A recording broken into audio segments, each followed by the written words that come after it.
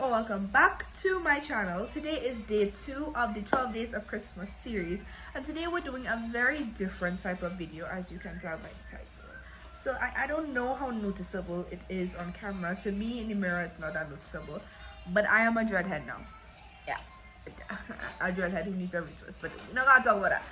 I've started a new phase in my life, so I decided to make this video for my sisters with locks, my brethren with locks, and just anybody who might be thinking of getting locks but they need some advice, they need a little guide. Let this be your guide. But full disclaimer, I am not a professional, okay? I am also kind of early into this lock journey. I got my locks done August 15th of this year, so I don't use this as like professional advice. This is advice that has been given to me that I'm passing on to you, advice that I've seen on social media, you know, nothing that's professional. And that, listen, I just out here living, okay, just out there living, and I want to give you all some advice and some things that I have learned personally on my lock journey. So I have broken this video up into 2 parts: the mental advice, the mental care, you know, taking care of your mental well-being while having locks, and the physical advice and care, which is relatively simple. Don't worry, this is nothing daunting or stressful, so let's get right into it. The sun is shining today. Hey, it's hot. So the first bit of advice that I want to give you all is something that my dad has been telling me since the beginning of time, and that is know your why. And this is a piece of advice that can be used in many aspects of life, and I think it can also very much apply to when you're deciding to have locks or when you have locks. Know why you started in the first place. When people ask you, because they will ask you, why you lock your hair? You don't want it to be like I don't know. My mommy tell me to. You know why you want this hairstyle for yourself. Know your inspiration, if you have any. For me, I wanted to get locked because I was fed up on my hair. I was fed up. I didn't want to detangle anymore, and my mom would always be like, I will lock all your hair, no. But she would say that to my sister because I was a good child when I was getting my hair cool, okay? But she would say that to my sister if she was getting in trouble. And I don't know, you more saw it on like Pinterest and stuff. I was like,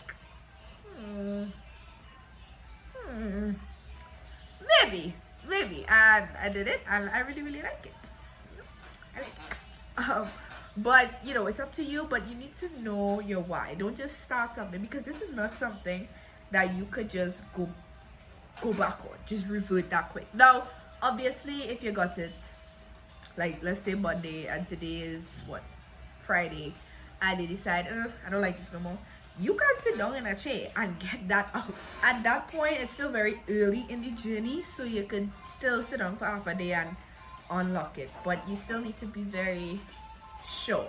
You need to be very sure, because at some point it's not that easy to go back. So make sure to remind yourself of your why whenever you find yourself kind of, should I have done this, you know?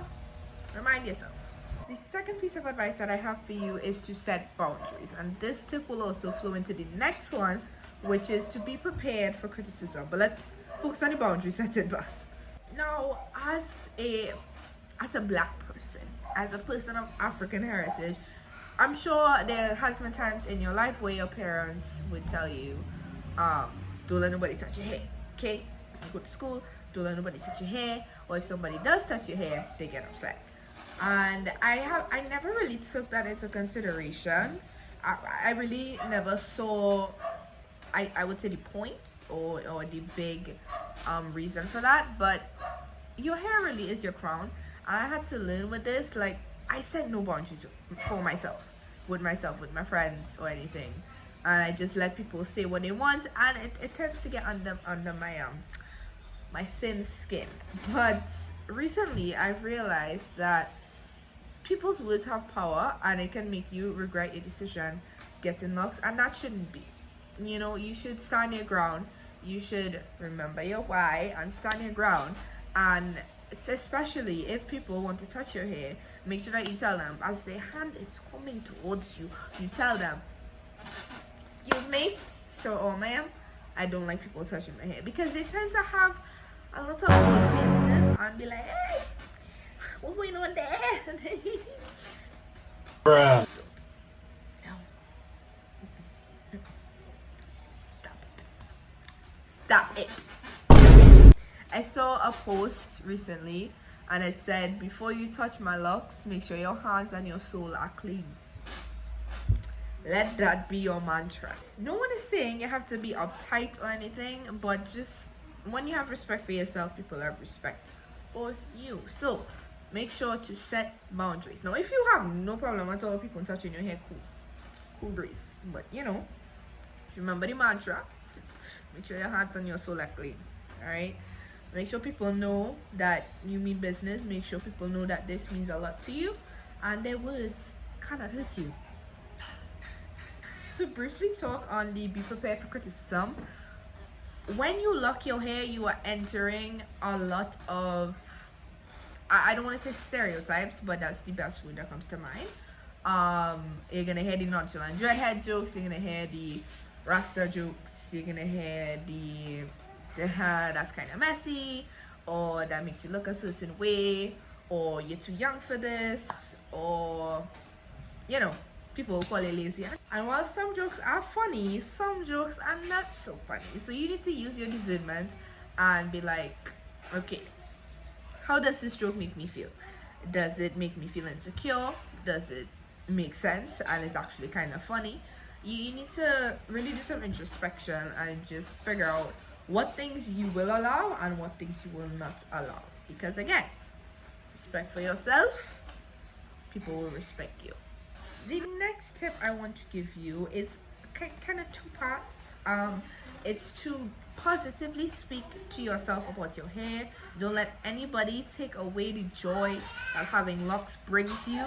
Don't let anybody make you feel like you should not have locked your hair. If you genuinely want to do it, then nobody should make you feel like you should take it out just because they say so. Just, you know, remind yourself that you are beautiful and it really is just a hairstyle. It's just a hairstyle that you chose for yourself. So don't let anybody make you feel otherwise. Alright? As well as don't feel limited now that you have this hairstyle. Now, I know a lot of people say, well, social media, they say locks aren't versatile, but they can be if you make them versatile. And you also embrace it. It's a different hairstyle, just like braids, just like having a silk press, just like anything else, cane rows. It's a different hairstyle. Embrace it. That does not mean automatically that you cannot be creative with it. So don't feel like you're limited. Now me, I kind of basic. So you see this that I do here? Yeah. It's not, yeah. It's basic, but you could be more experimental. You could do barrel twists, which I know guys love. Girls could do it too. I think it's very cute. I haven't done it yet because I'm afraid of the pain. You could also do regular cane rows with it. It would just be different because, you know, it's because of that. You can also do, you know, cute little ponytails, or you can even do braids with it. It would just have to be jumbo braids, or you could do small ones. Up to you. It's all up to you. And even in this day and age, I'm seeing people using a flat iron on their locks. You're fine. You do you, boo. And that concludes all of the mental tips that I have for you. So now, let's get into the physical. So the first physical tip I have for you is to hydrate every single day. Do not do like me and forget. Hydrate. Yes. It is very simple to keep your locks hydrated. All you need is a spray bottle and water and any oil of your choice. Now for me and my household, my mom uses water and glycerin and peppermint oil. And we've been using that for years, so I would recommend it. But the most important thing is to just make sure that all the locks get all the water. Not be demure and mindful. Don't have it dripping. That is not necessary. But just make sure that it's really just getting all that moisture. It's really getting locked in, pun intended. The importance of hydrating your locks is so that they stay strong and healthy, and also to prevent breakage and brittleness. The next tip is to use either oil or moisturizer after you hydrate to really lock all of that in. This also prevents dryness, the brittleness, the breakage. What we use is specifically called a twist and lock smoothie, and that's because you can use it on your locks as well as your natural hair. If it's out, you can use it, and it smells really nice, and I like things that smell nice. So I highly recommend it, and it's very simple. You just take some out of the container, rub it in both hands, and the reason you rub it in both hands is because when you're passing it through, you want all the locks to get that moisture. So when you're doing it, hitting it from the front and the back, it just like 100% you know your hair is going to just get all of that moisture. And you can also put it in the roots, at the top, just to make sure that your entire head is moist, in the back, everywhere. Just make sure that you are getting the maximum amount. Now, you don't have to do this every day like with hydrating. You can do this every other day or twice a week, because you don't want the moisturizer to done out, right? But yeah, the next tip I have is kind of optional, but you can use mousse if your hair looks really frizzy and you have to go out and you want it to look kind of presentable and neat and decent. Yeah, you can use mousse to, you know, really tame that a little. Next, we want to talk about the bonnets and the do-rags. Listen, Latin, pun intended. So if you are a guy, you can use do-rags. If you are a girl, you can use bonnets, but you can also use whichever one. And I also saw a video on Pinterest of a girl using both a do-rag and a bonnet.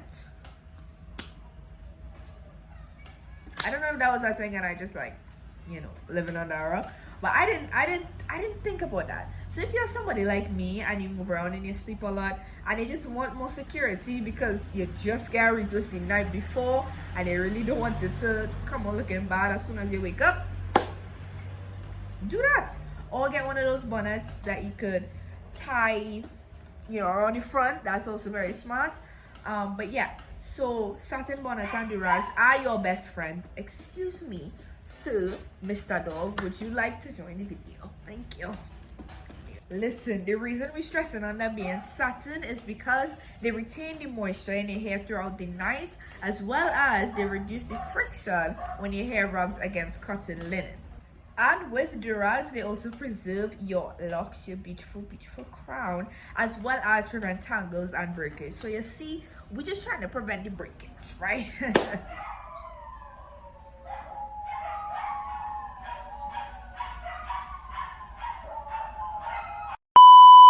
With all that being said, that is the end of today's video. I hope that you guys enjoyed this video.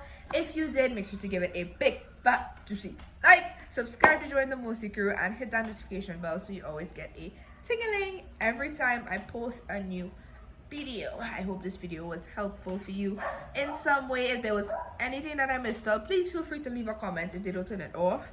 Praying that they don't, but if they do, I will post on my community tab and you can comment anything there that you think I missed out, anything that you think is worth mentioning, because we're a crew. Yeah, I can't. Okay, that was embarrassing. Anyways, I hope you stay along with me for the rest of the 12 Days of Christmas series. I love you guys so much, and Merry Christmas.